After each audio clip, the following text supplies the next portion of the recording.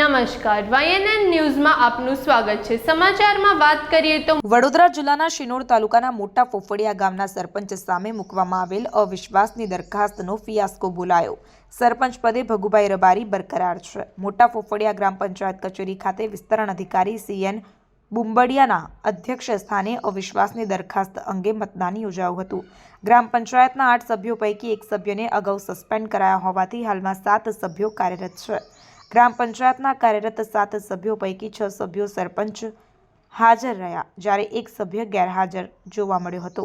હાજર 6 સભ્યો પૈકી 5 સભ્યોએ સરપંચના વિરુદ્ધમાં મત આપ્યા, જ્યારે એક સભ્યએ સરપંચના સમર્થનમાં મત આપ્યો હતો।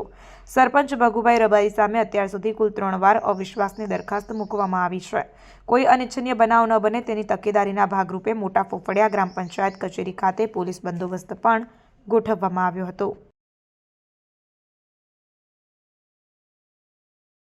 एक मिनट स्टार्ट। આજ રોજ મોટા પોપડિયા ગામે સરપંચશ્રીની વિરુદ્ધ અવિશ્વાસની દરખાસ્ત આવેલ હતી, જે સરપંચશ્રીએ નિયત દિવસની અંદર મિટિંગ બોલાવી ન શકતો તાલુકા પંચાયત તરફથી 15 દિવસની મર્યાદામાં મિટિંગ બોલાવવા માટેની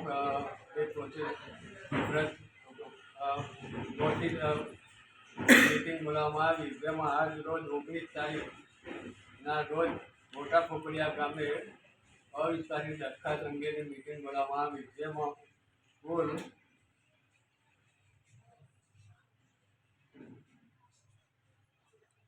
6 સભ્યો હાજર રહ્યા હતા।